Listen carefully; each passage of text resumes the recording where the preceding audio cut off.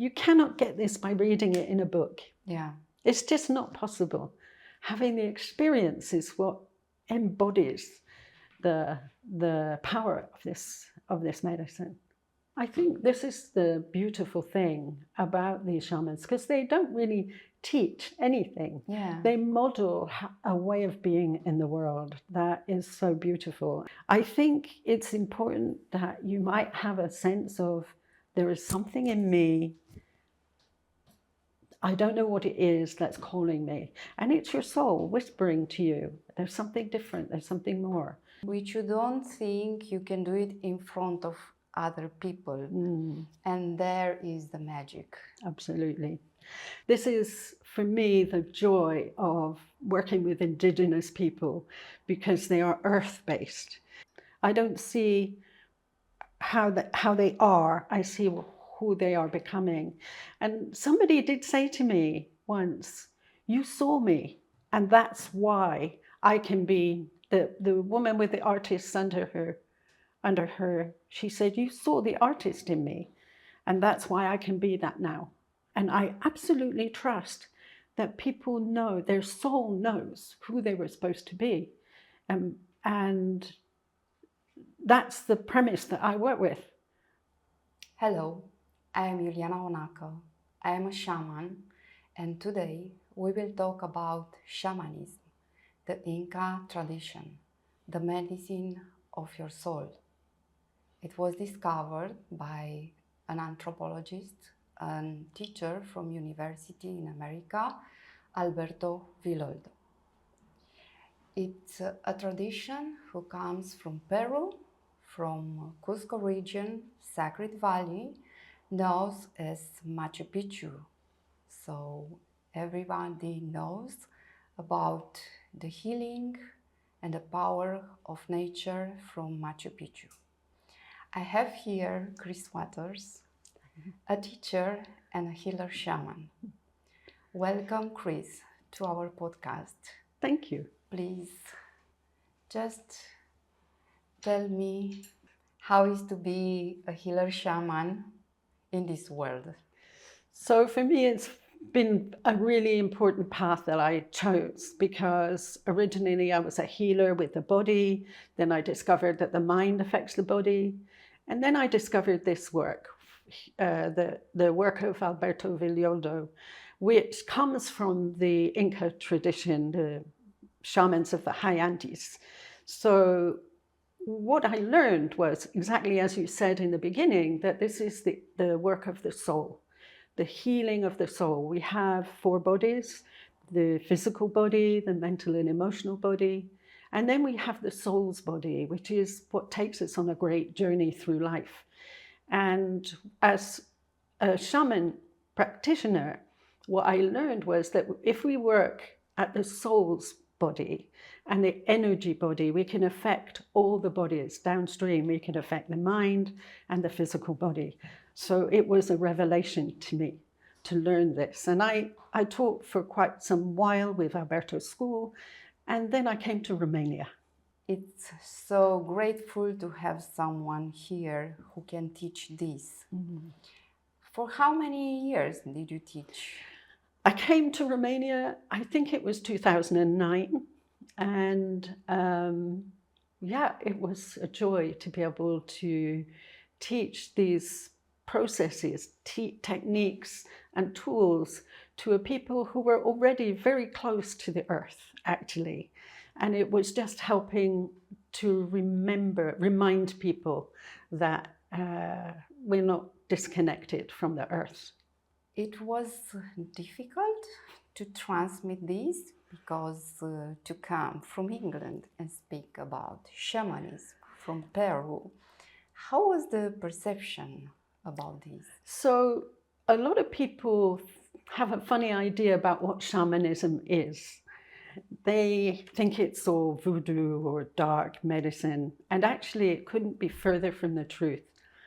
And I wanted to get across to people that it's a path. It's not a religion. It comes from Indigenous people. And the Indigenous people have worked this medicine for thousands of years successfully. And we've only had allopathic medicine for maybe 200 years. So it was very difficult in the beginning to convince people, if you like. But I didn't really need to convince people. As soon as they began to work with the medicine, they understood that it's like inside of us is a seed of potential. And everything that we do in this medicine is about letting go of all the conditioning that we seem to have created through our education system, through our society, our culture. So we have this seed in the beginning, who we were supposed to be, what do we come for? Why are we here on earth? What is our purpose as a human? And what we've been doing over time, I think, is hiding that. And so just pulling away all the old stories, all the old beliefs, all the old conditioning, then we can see inside of us what our true gift is. And it's been a wonderful journey for me. Yes. And it's very good that you pointed that it's not a religion, because this contradiction I hear for 4 years since I'm on this path. And to speak so easily about love, about what you discover. So it's kind of evolution, a personal development. Yes. Absolutely. So the medicine wheel itself is, and all indigenous cultures have a medicine wheel. It's a map of human consciousness. It's the evolution of our consciousness, how we grow, how we evolve, how we become. So we aren't Neanderthals anymore. You know, we have grown and evolved over time. And so this is the point of any medicine that requires us to grow our spirit, if you like, our soul, is about evolving, not just ourselves, because we don't just influence ourselves, we influence our families, our communities, and our world by evolving our own consciousness. Making our way around that medicine wheel is a journey, it's a hero's journey. It's a journey from childhood through teenage years to adulthood and eventually to eldership. And how we manage that, and all the different rites of passage that we go through along the way in order to let go of the old and step into something new. And of course, you know, people think it's a religion, but it really isn't. It's an evolution of consciousness. And many people from many different religions have actually done this training and are now out in the world delivering a message. I'm a Christian myself, so I haven't parked my Christianity. I have had Jews who haven't parked their Jewishness, or Sikhs who haven't parked their religion. It's like you can bring more of yourself to whatever it is you're doing once you know who you are. So you become more aware of who you are, of what you feel, and you spread around you. First you start with your small family, with your children, with your parents, grandparents, aunties, friends. Yes, you start by walking on this path, you start to aware your community. And you're also aware that you are walking on planet Earth. This is, for me, the joy of working with Indigenous people, because they are earth-based. You know, we talk about spirituality as being something up here, higher, but we, in my view, we have to bring heaven down here on earth. That, you know, we walk on the earth sustains us, and we need to take care of her because she is the mother that feeds us. And that's what I've learned. It's beautiful. And I remember how shamans call Pachamama. They think, they know it's like a mother. Absolutely. Because it gives us love and food and and hold us and And gives us beauty. exactly. The mountains, the rivers, they bless this. Absolutely. We We are are blessed that we have a mother that loves us unconditionally. Mother Earth is not going to go away. Yes. So she gives us all her blessings when we are in right relationship with her. And that's the thing about this medicine, that we come back into right relationship with all of creation through understanding this and working with the tools and techniques of this particular medicine. And I love that, because once we're in right relationship, magic happens in our lives. You can become the thing that you were always meant to be, live the life you were always supposed to live, instead of coming to a point in your life, which many people do, which is like, is this it? Is this all there is? Or I feel lost. I don't have any anchors. Or I don't know what I'm here for. And so what this medicine can give us through all the training, the 4 modules that we have as you go around the medicine wheel, gives us answers to those deep questions, soul questions. You said modules. What do you mean, modules? Modules. There are 4. So each medicine wheel has 4 modules, 4 directions: the south, the west, the north, and the east. And so when you come to the training, when you go around the medicine wheel, you start in the south and you build your medicine as you go. So each direction, you learn certain tools and techniques that help you to strip away the roles that you think you're going to play, the conditioning that you have, the stories that you tell yourself. This is who I am. This is what I'm supposed to be. My family, ancestral story is so important to understand them and then let them go, so that you can stand on their shoulders, but not live their stories. And so this is how we work it. We all the way around the medicine wheel. Each direction is about letting go, letting go, letting go. And eventually we're all going to let go, right?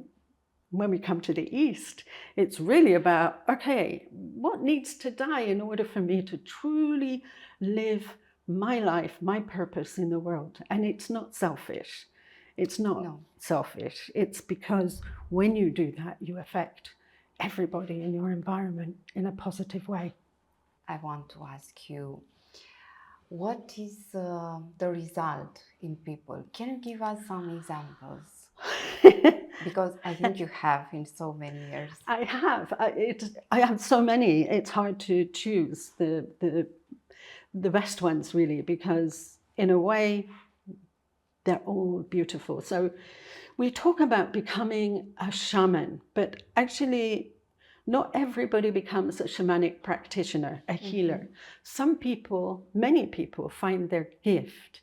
So I have a wonderful story about a young woman who came on the training, and she had many pieces of art that she kept under her bed.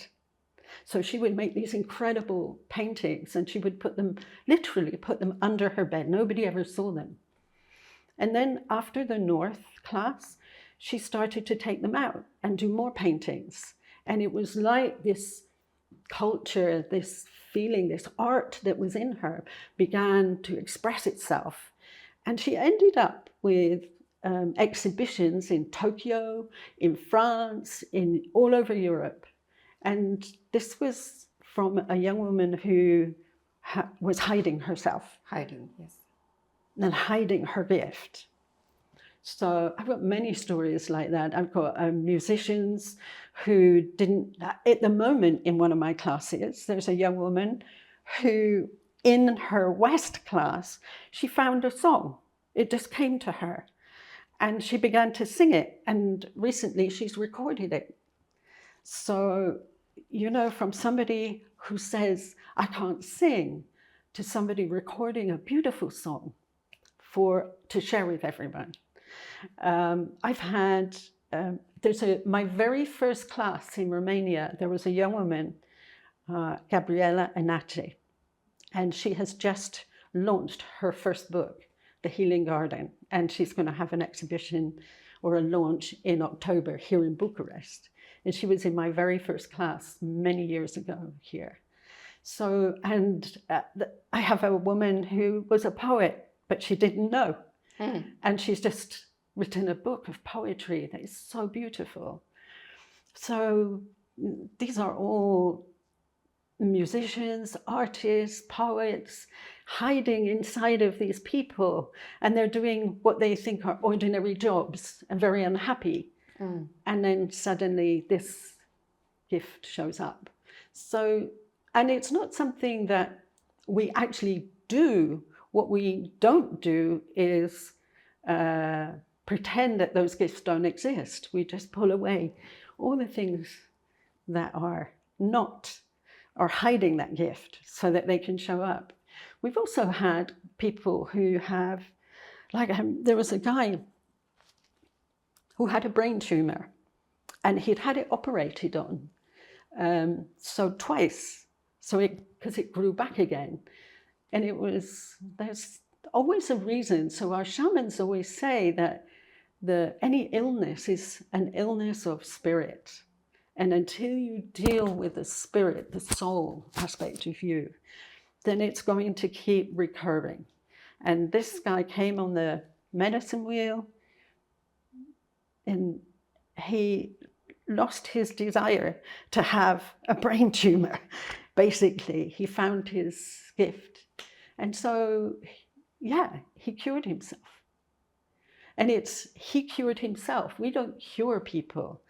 We show people the way to do it for yourself. And I think that is such a blessing, because otherwise you become the person that does things to others. And actually it doesn't work like that. As a teacher, my job is to help you remember who you are and give you the anchors and the structure and the tools through which you can heal yourself. And you've had that experience yourself.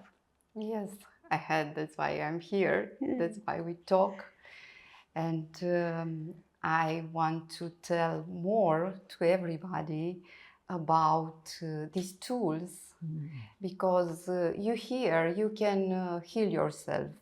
But it's not enough to read. You need to have the experience. And this, I think, makes this training special.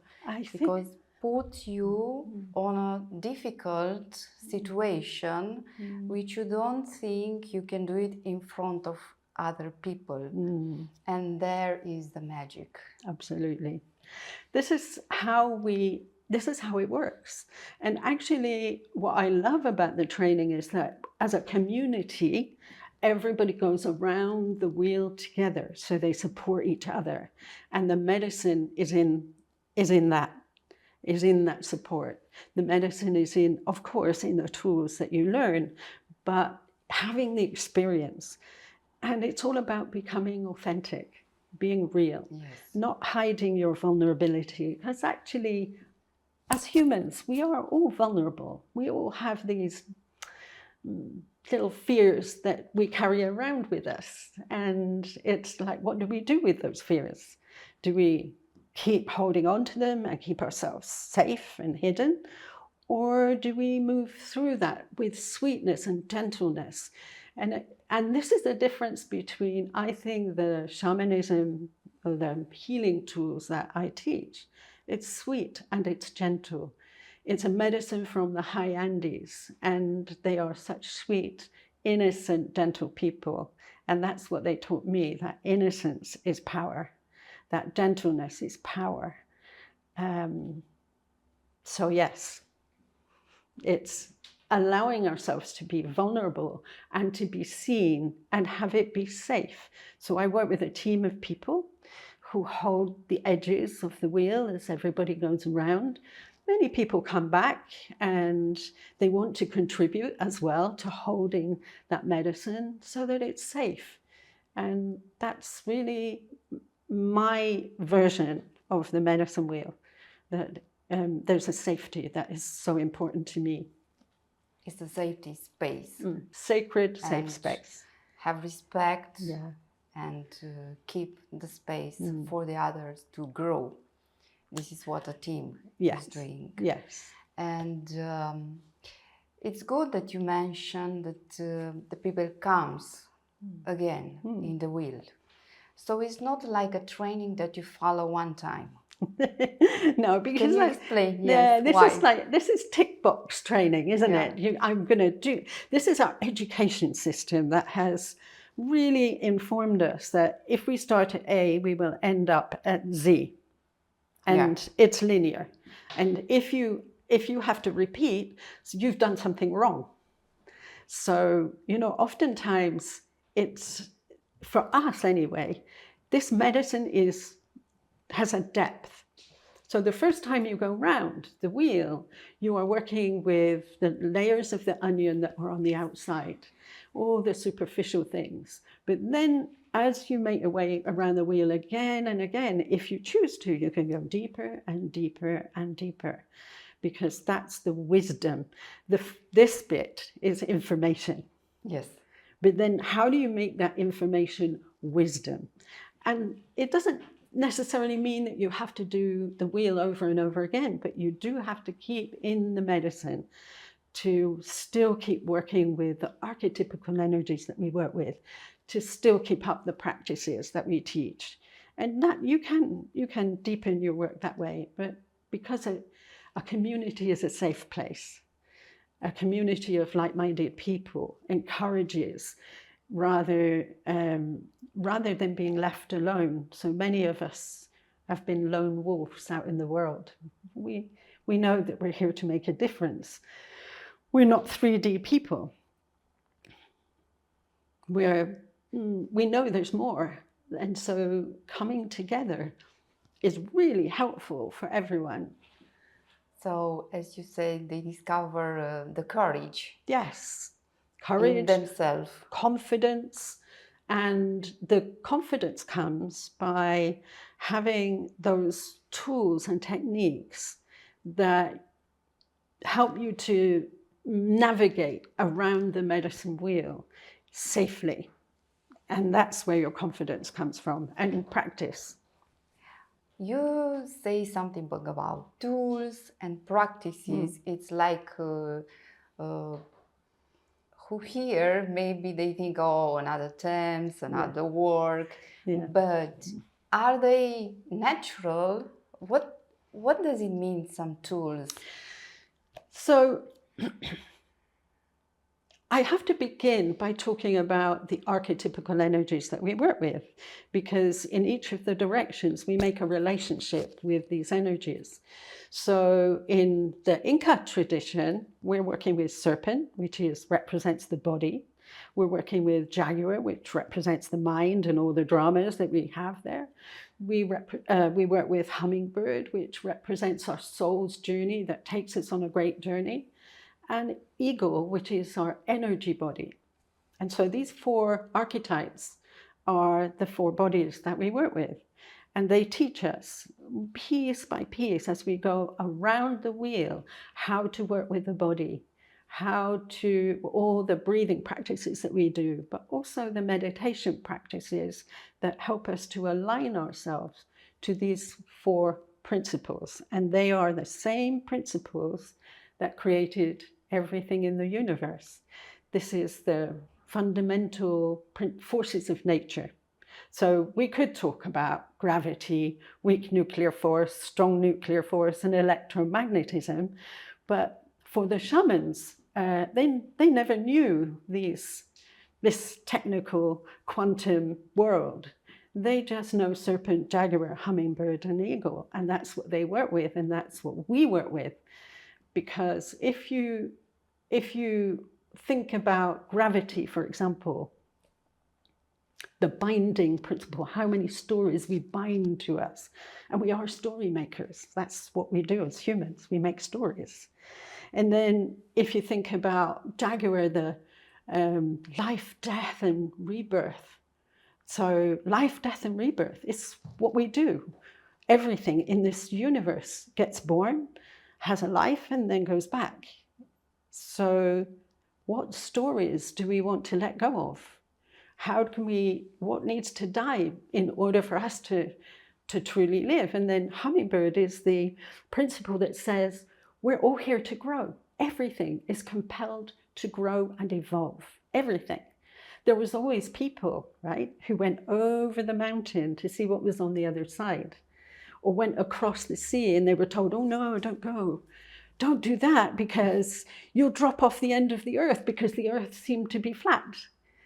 And so those people, and you're one of them and I'm one of them, who go seeking something, they know in your soul that there's something else, something different. And so we go seeking and we find little seeds of awareness and we bring them back and we sow them into the field of awareness. So if you think about, now I'm going to get into quantum, but if you think about, we are all of us connected on a great web of life with everything. We're connected with the trees, with the earth, with the fish, with the flowers. We're all connected on the great web of life. And so when one of us changes, everybody changes. And that's hard for the mind to get around. But this is the quantum theory, that we are all one. And this is nature. Yeah. And it's our nature. Yes. Our nature. And everything in nature is that, and us. So we aren't separate from nature. We aren't even part of nature. We are nature, and we forget, and so we treat it really badly. And that's where we've landed up in the situation that we're in right now in the terms of the world. And our shaman talk about the Patakuti, the great turning of the world. And we're in it right now. It's very challenging to be on Earth right now with everything that's going on, and the way that we've treated the Earth and that we treat each other is very unlike the essence of a human. We're here to look after the planet, to look after Mother Nature, to look after each other, to care. And we've forgotten all of that because we think we're separate from, and we don't understand that we are nature. I am the river, the mountain, the grass. We teach from the nature. It's a very good pointing that we disconnect, because I want to ask, what kind of people are coming in this training? What are they looking? What is the moment in their life when they enter in the shamanic wheel? So all kinds of people, Iuliana, and I am often amazed because in Romania, for example, we've had surgeons, people who open up bodies and literally are working at that physical place.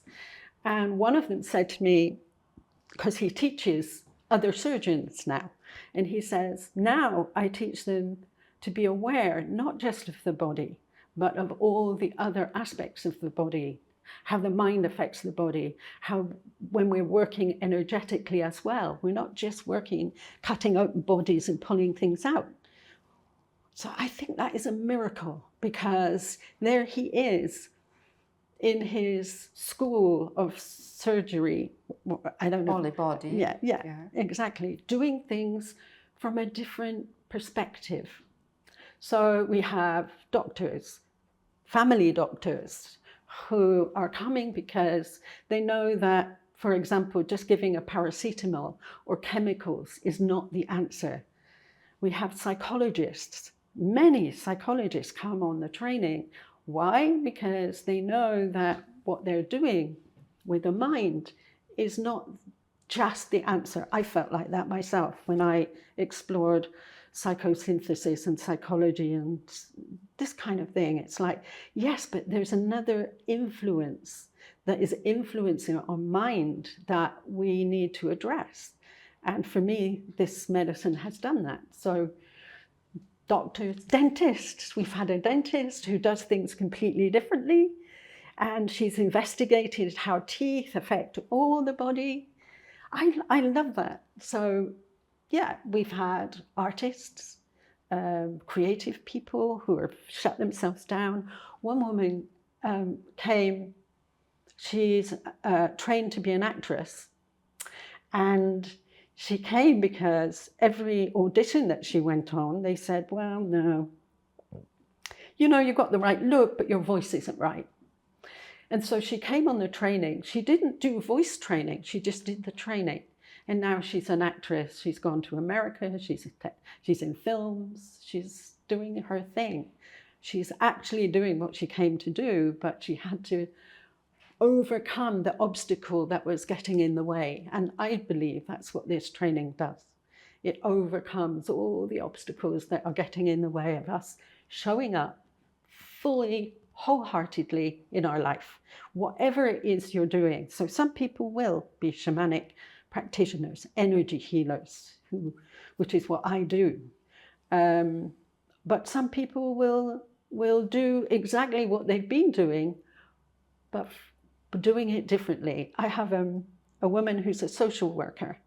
So she works with it inside the system, if you like.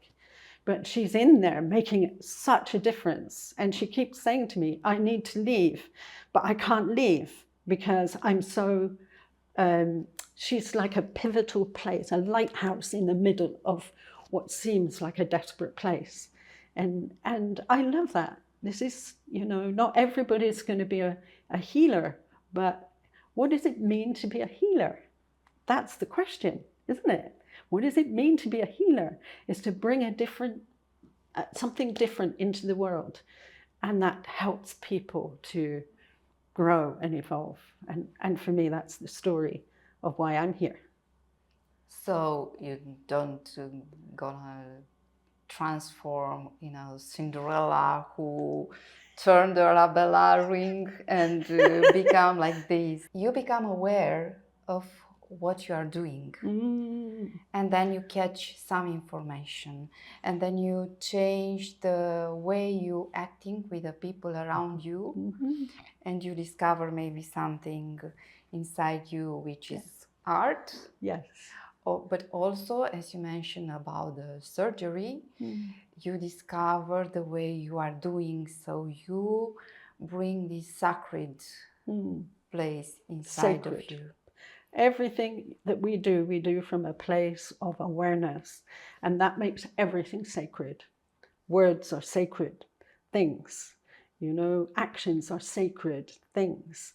And this is, I guess, the difference perhaps between spirituality and the way of the shaman, that we are so aware of the impact that we make on our environment. And of course, as humans, we get it wrong.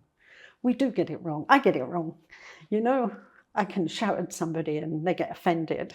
So because we're human, we have these tendencies, but our training allows us to navigate those inner feelings and really work with them and to become authentic without hiding, so we can be real with each other without hiding things. And I think that's such a gift. Such a gift, yes. And now tell me more. How is this organized? And please tell me if, like I saw some couples in the wheel, what they gain by coming in the training. Well, you know, because you and your partner did the training as well. But I think that when you come as a couple, and I did it as well with my partner, so we both have done this training and we did it together as well. When you come as a couple, you begin to see in each other beyond the labels, yes, beyond the things that we tell ourselves about each other. And of course, in the beginning, when you become a couple, it's all love and light and la, la, la. And then slowly but surely, you see the real comes out, maybe what we call the shadow aspects. And then you end up thinking, well, that's not who I thought you were. It's like, now the labels come off and we see each other. But I think that seeing each other in our vulnerability is part of learning compassion And being willing to be open and vulnerable allows somebody else to be compassionate. When we put the armory in front of our hearts and our mind takes over, then we're all in la, you this, you that, projecting this, projecting that, instead of taking it home and saying, well, actually, where is that in me, and how can I feel compassionate about where this person's at? Well, this is all our training, that everything that we do allows us to see ourselves in not just our beautiful, but also in the ugly, and finding the beautiful within the ugly. Within the ugly, yes. And I think that's a real blessing on a relationship. Of course, it can also mean that you fight, and that's okay, but the conflict is never out there, it's always in here. And so we learn to heal our wounds so that we're not two wounded people bashing up against each other. If we really want to have a proper relationship that isn't an entanglement, then we have to heal our inner wounds together. If we do that together, that is a magical thing. Yes, what I understand and what I learned in this training, and when my partner was there, it was a deep connection with him. Mm-hmm. What everybody say, maybe you are afraid of intimacy, but intimacy, it means into me see. Into me see. Yeah, exactly. Yes. And learn how to listen, how to understand the other part, to understand, and also a man has vulnerability and sensitivity, and to see and to listen. This is the intimacy, the real intimacy. Absolutely. And it's a surprise that this makes closer a relationship. Of course. Of course. Of course. Intimacy is what brings people together. But the mind separates us, with all our thoughts and things that we tell ourselves. So yeah, you're absolutely right. And you can go around the wheel and not let that intimacy touch you. Yes. But if you're willing to open, wow, it makes life so much more beautiful and real. And that doesn't mean, like I said, it doesn't mean it's all no. Yes. It can be difficult, but you know how to manage and navigate through those difficulties because you've got the tools to do that with. And that's what we teach. Beautiful to become aware and more profound in what you think and what you feel, and to express also this with so much ease when you speak. So it's not only partnership, it's only in any relationship that we have. Absolutely. Yes, in the work, in a job, or in a social meetings. Yeah, underneath it all is love. We come from love. The energy of this planet is love. And it's very easy to tune in to that which is not love. And then we have to retune ourselves back to love.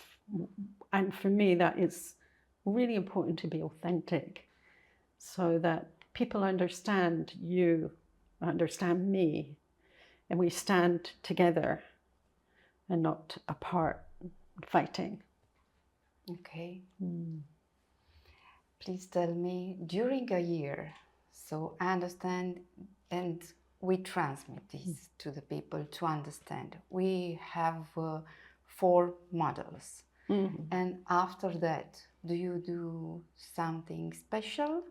During the 4 modules, and actually I want to kind of bring your attention to this, because this is what we call the mesa, and during the 4 models we create our own mesa, our own medicine bundle, and in here is the transformation of our wounds into our personal power. So this, in here, when we learn to fall in love with our mesa, what we're doing actually is falling in love with ourselves. That's what happens. And so our mesa is our anchor, if you like, helps us to remember our medicine, helps us to remember that we have transformed those wounds when we forget. So I think a mesa is a really important point. After you've created your mesa, then there are other things that you can do. Shadow work is my favorite, because shadow work doesn't come from Alberto's trainings. It's something that I developed over many, many years. I used to work with a women's group many years ago, back in the 90s. And this I began to understand that we have just as much light, we have dark. And if we separate them out, we are still not whole. We will never be whole because we push away the negative things.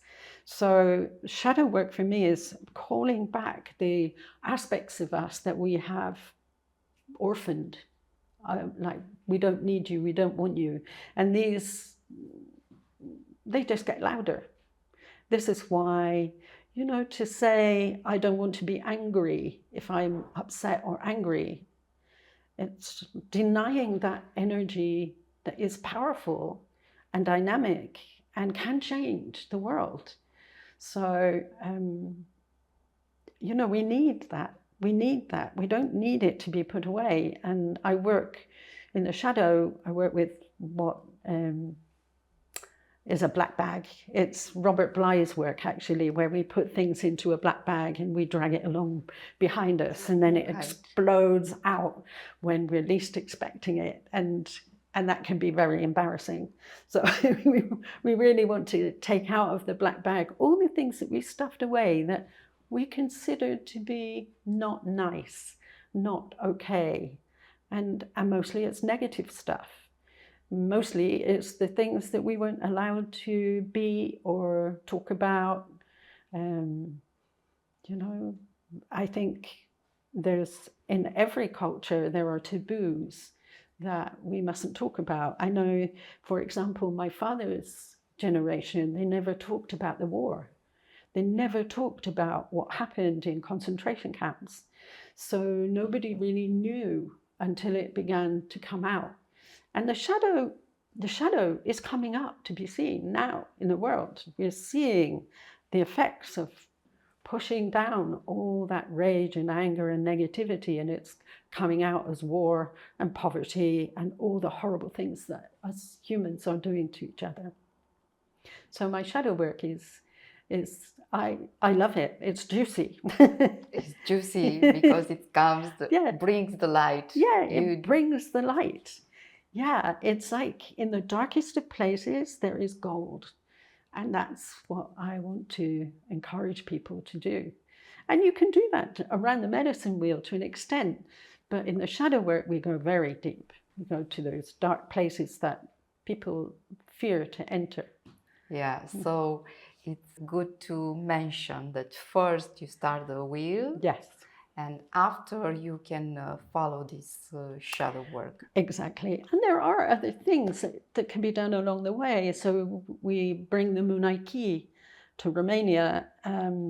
Every year we bring the shamans here and we do the Munaiki, which are the 9 rites of passage. You get those rites as you go around the medicine wheel, but when the shamans come, you get them directly from them.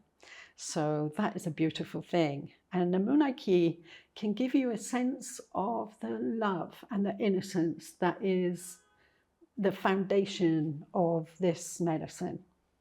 And yeah, they're beautiful people. They've taught me so much. And at Munaiki, everybody can participate. Everybody. Everybody. Yeah. Who wants to start, who wants to touch the juicy of this medicine, can start with the Munaiki. Absolutely. And we have children as well who come. And I think that's also lovely. In Romania, families come to meet the shamans and to have the rites and to give the rites. I've been given the rites by a 9-year-old who was so lovely, so sweet. And it's like there's no baggage attached. I love that. Yeah. Of course, the children are more innocent, more close to the earth and connected with the spirituality, even if they don't know. Yeah. But they have these There's a presence. Emotions, yeah. yes, and It's a presence. They are so themselves without all the stuff that we gather around us. So, yeah. So the Munaki, you can do it with the shamans. You can learn how to give the rites, and then there are many people in Romania now who can give the rites because they've had them and they know how to give them on, and it's a good taste of this medicine. But it's the beauty of it that I love. Yes, it's a good start to understand this medicine. It's about love, awareness, and spread the love around you. Very grounded, very earth-based. Yes. And on that note, I'm about to travel to Peru with a group. I do that every year. And this year we are with our shamans, the same place that birthed this medicine and birthed these rites. So we go back and experience that in the landscape, which is lovely. Which is beautiful to stay there, to have the rites from the shamans in the original part. Yes. In the nature. Yeah. They give the rites on the mountain and that is sacred, that you feel. Yeah. So you need to have experience. Oh, and like you said, Iuliana, you cannot get this by reading it in a book. Yeah. It's just not possible. Having the experience is what embodies the power of this medicine. Yeah. And yeah, part of the medicine that also Europe had before, but we lost it. Yes. And they keep it. Yeah. This is important for people to understand that in Peru they still keep this tradition and they are so grateful and they want to teach everybody. They don't want to change with the new techniques. They want to keep what is the nature inside. I think this is the beautiful thing about these shamans, because they don't really teach anything. Yeah. They model a way of being in the world that is so beautiful. And what they've always said is that they, little piece by little piece, they are losing this medicine because their young people aren't really interested in walking this path. So the young people want what we've got. They want their watches and their mobile phones and all this kind of thing. And over the many years that I've been going to Peru, I've seen differences, especially in the island of Amantini, where originally they didn't even have any electricity. And bit by bit, they're getting what we have. They want what we have. And so eventually we will, because they were delivering this medicine to us in the West, yes, so that we can navigate these challenging times that we're in, and that's really important. But also, maybe 200 years from now, we will be giving them back their medicine because their generation after generation, they're losing it. They're losing the people, and that applies to all the indigenous people around the world. Except maybe the Maori and the Aboriginals are very keen to, but the Native Americans in America have lost a lot of their culture. It's been taken from them, and it's very sad. So the Inca, the shamans of the mountains, the Kero, they're giving us this medicine to help us through, but also eventually we may have to give it back to them. So what I understand, it's also the new word, the techniques, it's good. So when you catch and bring for you the good part, it helps you also to evolve. But you must be aware what kind of techniques It helps you Mhm. just to make a mix between the nature, the original, the indigenous path, Mhm. and the new techniques. Yeah. How we marry together ancient wisdom and new science. And I think that's really important, because, and the mythic as well, the mythic side of this tradition is very important, because through the myths, the stories, we learn more than just being told. So the mythic side of this, the storytelling, I think is really important. But yeah, bringing together modern psychology, quantum physics, and marrying that together with this ancient wisdom, which has always known that anyway, has been a real challenge for me to be able to weave it all together. But it's no different to my cloth, you know. It's beautiful colors all woven together into a beautiful, if you like, textile, into a woven fabric that is who I've become. And the same for you and anyone who's done this training. That's how it works. It's just like all these things woven together to help us all become the best version of us that we can be. So, if somebody wants to come in the wheel, what kind of technique information must know? How many models per year? What do they have to know? Well, first of all, you don't have to know anything. And actually, the whole point is to unlearn what you've learned. Because our education system thinks that, you know, we call it a school, Academia Samanica, energy school, energy medicine school, but actually is not a school in the traditional sense of the word. It's a place of learning, Okay. of remembering. Of remembering. Yeah. So that's the first thing. You don't have to know anything. I think it's important that you might have a sense of, there is something in me, I don't know what it is that's calling me. And it's your soul whispering to you, there's something different, there's something more. Something that I want to be or do that is something more beautiful than this. Or maybe people feel lost. Maybe people don't know what they're here for. So there's got to be those kind of feelings, I think, inside that are calling you on, pulling you on. So that's really, you don't have to know anything. It's not important. What's important to know is that there are 4 modules, that you start at the south, you go to the west, you go to the north, you go to the east, and it's a complete wisdom training. It's complete in itself. So it takes a year. So we usually start in the spring, and then there's another module in the summer, another in the autumn, and another the following winter. So how much takes one module? Each module is 6 days. 6 days. It's residential.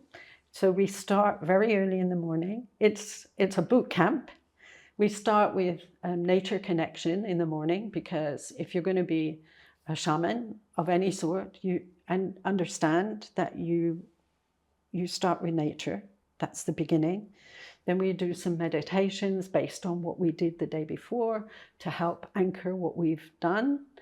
And then we set off. There's some teachings in the morning. And then in the afternoon, there's a lot of practice. And then in the evening, we have ceremonies. And the ceremonies are the rites of passage. So this is the Munai Ki ceremonies. The Munai means love, Ki means power.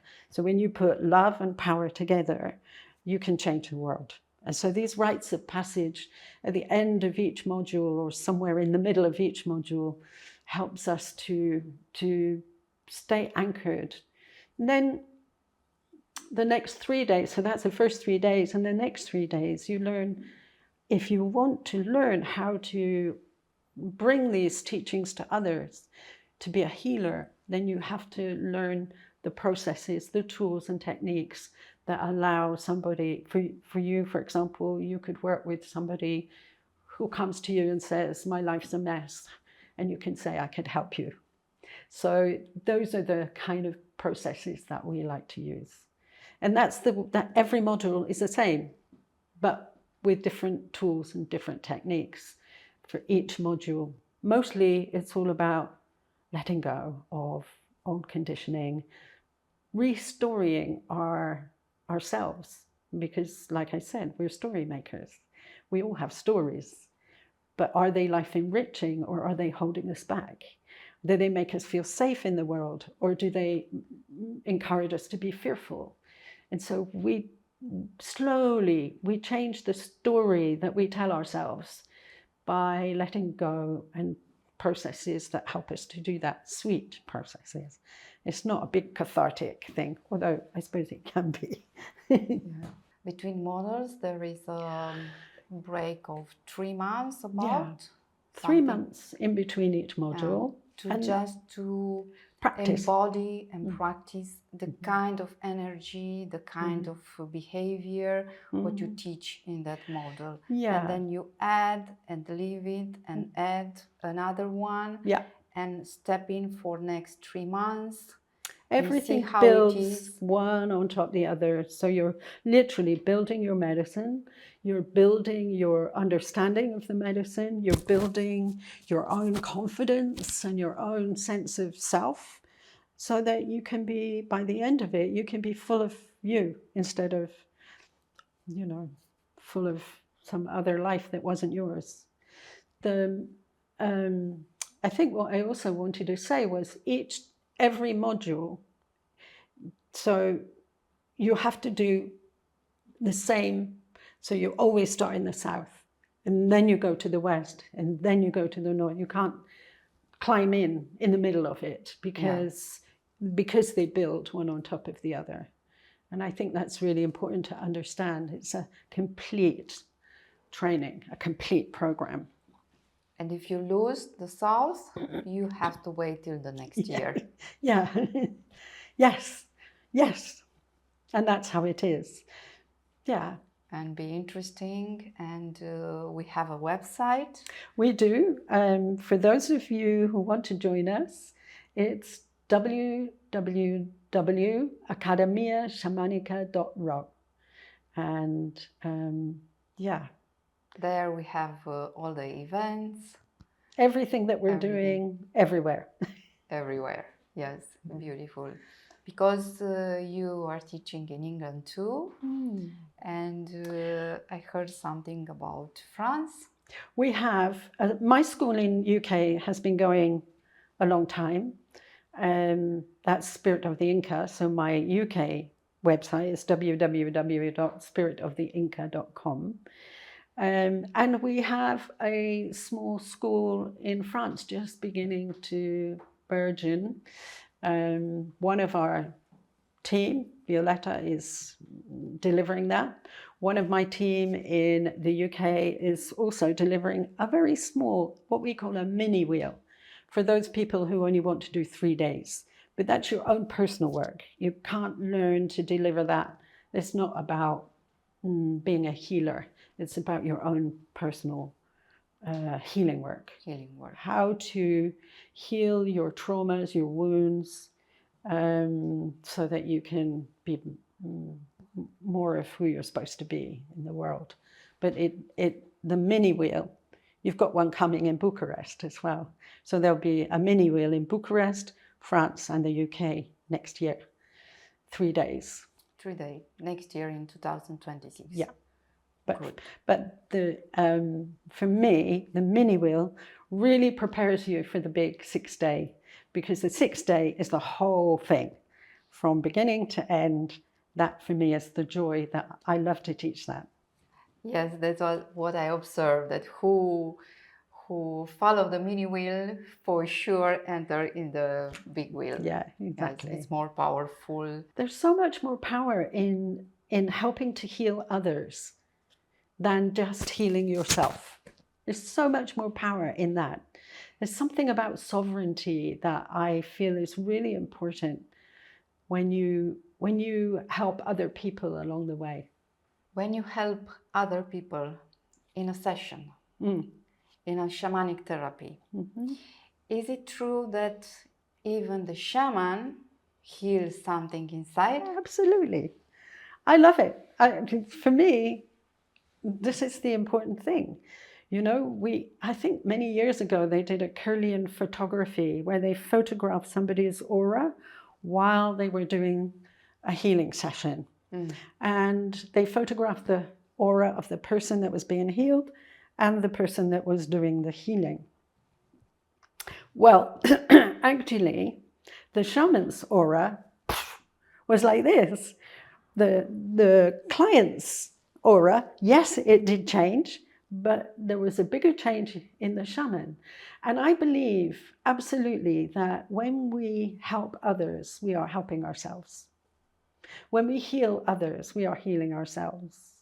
And that for me is the gift of this medicine. That's why I teach the 6 days, because I want to see and witness the development and the growth and the incredible difference that I see in people from the south and to the east. We don't recognize them. There's a different feel to the people that come out of the East class because they shine. They shine. So I remember the first wheel when you saw all there, and it was the South module. You told us, now what I see in you,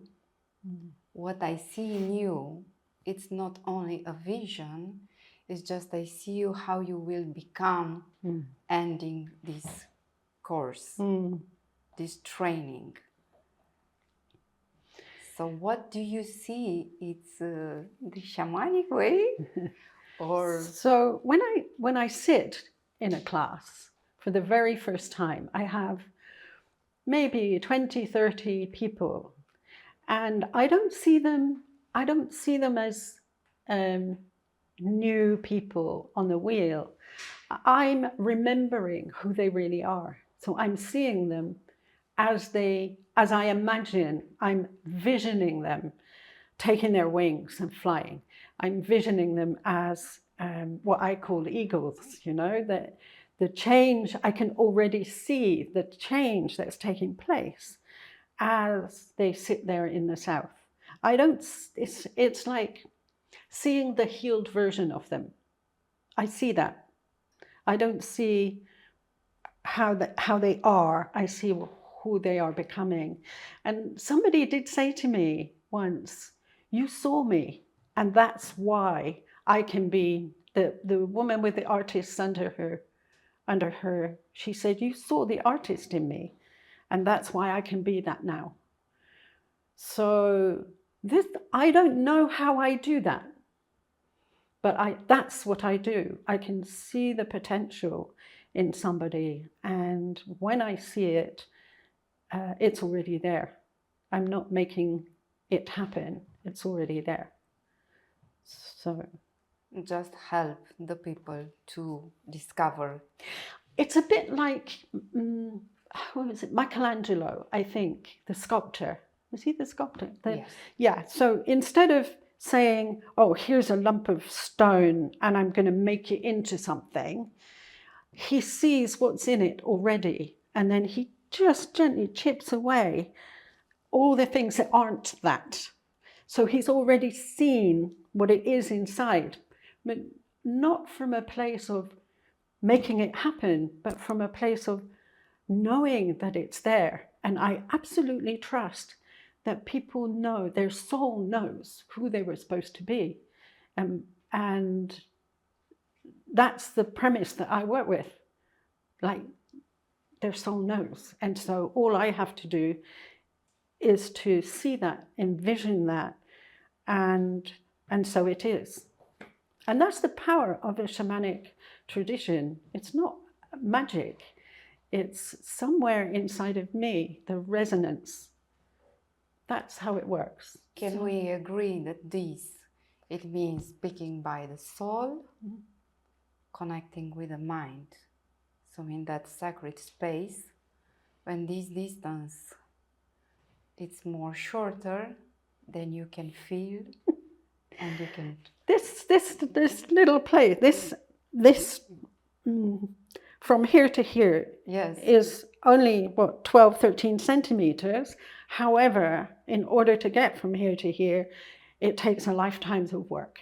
I think that's what it is. But I see through the eyes of the heart, not through my mind. So that's how I see the world, actually. And I live in the world, but not of the world.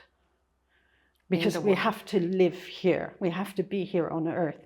We have to be grounded. But it's not all that there is. So we are all more than that, right? Yes. So